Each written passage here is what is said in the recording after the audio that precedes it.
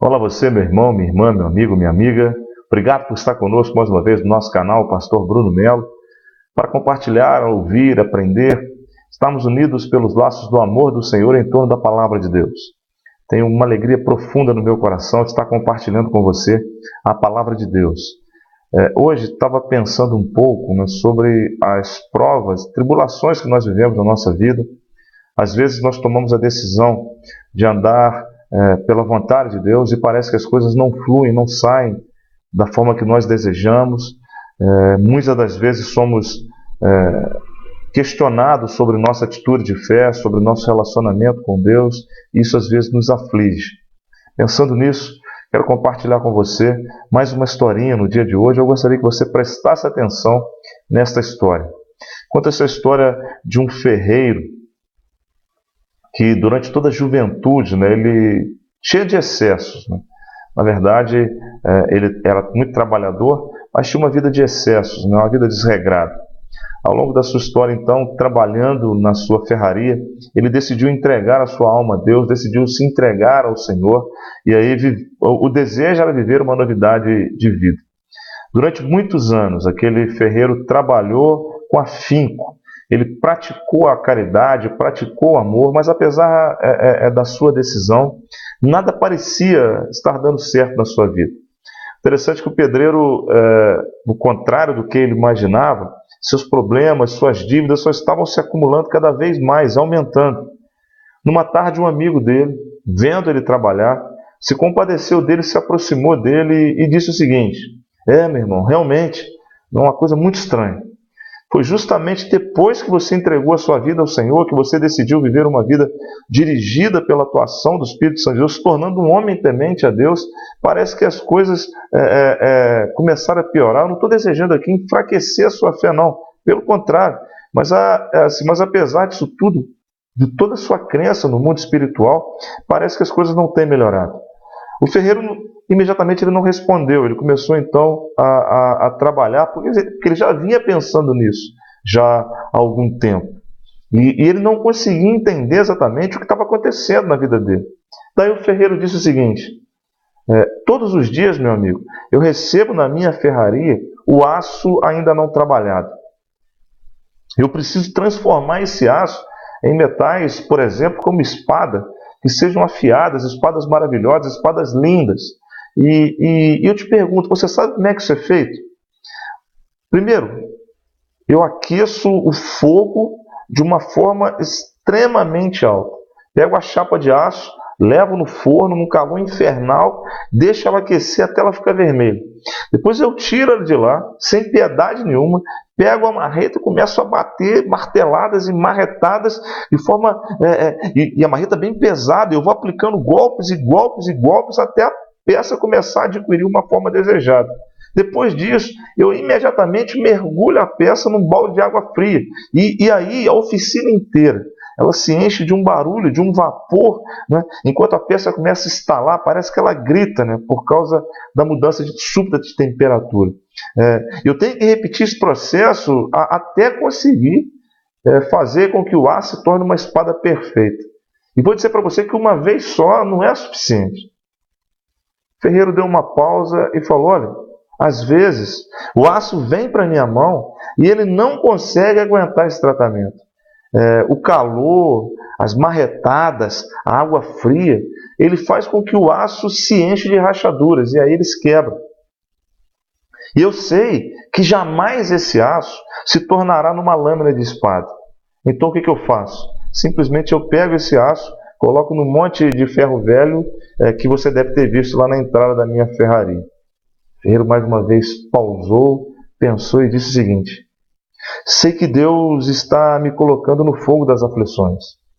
Tem aceitado as marretadas que a vida tem me dado. Às vezes até eu me sinto tão frio e insensível como a água que faz o aço sofrer.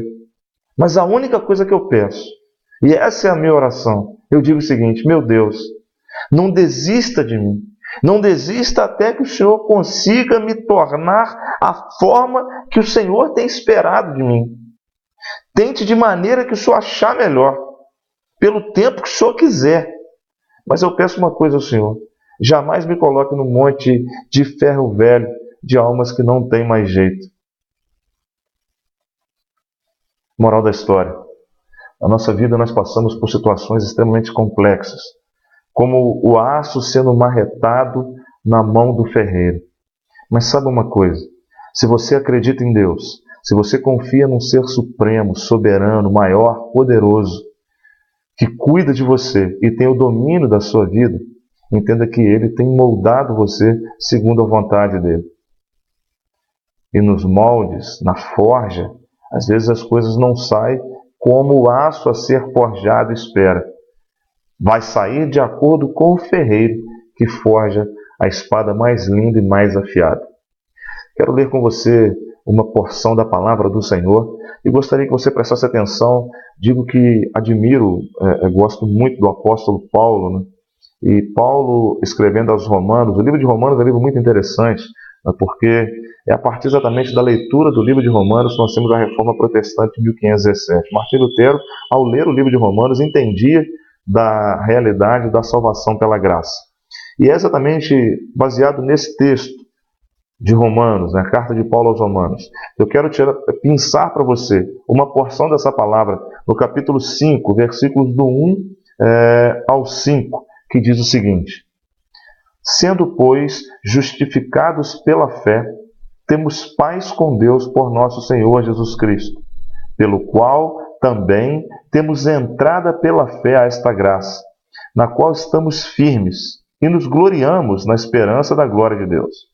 E não somente isto, mas também nos gloriamos nas tribulações, sabendo que a tribulação produz a paciência, e a paciência a experiência, e a experiência a esperança. E a esperança não traz confusão, porquanto o amor de Deus está derramado em nosso coração pelo Espírito Santo que nos foi dado. Louvado seja o nome do Senhor pela leitura da sua palavra aos nossos corações. Meu querido, minha querida, está passando por tribulação, está passando por prova, está passando por luta, está pensando que as coisas não saem da forma que você quer, está imaginando que tudo que você faz não dá errado, ou melhor, não dá certo, só dá errado. O resultado é diferente. Está pensando que mesmo que você esteja buscando um relacionamento com Deus, esteja buscando ler a palavra, esteja buscando realizar aquilo que a Bíblia te orienta, você tem recebido situações que são como marretadas no aço. O apóstolo Paulo diz o seguinte, né? Justificados pela fé temos paz com Deus. No versículo 3 ele diz: e não somente isso, mas nos gloriamos nas tribulações, sabendo que a tribulação produz a paciência. Algumas das marretadas que nós recebemos na nossa vida exercitam a nossa paciência. Nós somos seres, às vezes, seres humanos muito tensos, ansiosos, queremos as coisas para ontem. Não temos a capacidade de termos a condição de paciência, de saber esperar o momento certo, de acreditar pela fé que aquele momento ele não vai durar para sempre, que ele vai passar e para isso é necessário paciência. O apóstolo Paulo vai dizer que a tribulação nos ensina a termos paciência. O resultado da tribulação vai produzir em nós a paciência. Aquilo que nós precisamos para saber esperar. Por fim, no versículo 4, ele diz que a paciência produz a experiência. O resultado da tribulação é a paciência. O resultado de saber esperar é a condição de experiência. Ou seja, a capacidade de entender, compreender e poder ensinar outros com aquilo que você viveu, com aquilo que nós vivemos. Por fim, a experiência produz a esperança, e o versículo 5 diz: a esperança não traz confusão, porquanto o amor de Deus está derramado em nosso coração. Olha, quando nós passamos pelo momento da tribulação, da prova, aprendemos a saber esperar o momento passar, a acreditar que aquele momento não dura para sempre. E aí recebemos a experiência, aprendemos com aquele momento. Aprendemos que os nossos erros nos permitem exatamente voltar atrás e aí saber o seguinte: olha, eu seguindo por esse caminho eu estou errado, então agora eu tenho a experiência do erro. Por isso agora eu tenho a capacidade de discernir o erro do acerto e poder escolher o acerto. E, sobretudo, a certeza de que essa experiência traz para mim expectativa, esperança, que é de verdade, né? Fé. Fé de que as coisas vão de melhorar, de que as coisas vão de mudar, de que nós vivemos nesse momento. Se acreditamos em Deus, se temos o Deus como nosso Senhor, Salvador, pleno em nossas vidas, é porque Ele está nos moldando, nos forjando segundo a vontade dEle, para a glória do nome dEle. Quero dizer uma coisa para você, meu irmão, minha irmã, meu amigo, minha amiga. Esse corpo terreno, ele não pode entrar no céu. E ele precisa passar por situações de que precisa ficar nessa terra o que é desta terra. Quantas vezes nós dizemos estar andando com Deus, dizemos fazer a vontade do Senhor, mas ainda fazemos as práticas antigas de um homem, de uma mulher que não agrada o coração de Deus. Então Deus vai nos forjar, Deus vai nos moldar, Deus vai nos levar ao limite da nossa esperança, ao limite da nossa fé, nada além disso. Até o limite Ele vai nos levar. Aqui a Bíblia diz, em 1 Coríntios 10:13, que não há tentação maior do que nós possamos suportar. Então Deus vai nos levar ao limite da nossa prova. Mas, sobretudo, essa prova vai dar para nós paciência, experiência e, sobretudo, esperança. Portanto, meu querido e minha querida, saiba que, assim como o aço na mão do ferreiro, somos nós na mão do nosso Deus. E Ele deseja nos forjar espadas perfeitas, plenas, que estarão dispostas a trabalharem para o louvor da glória dEle.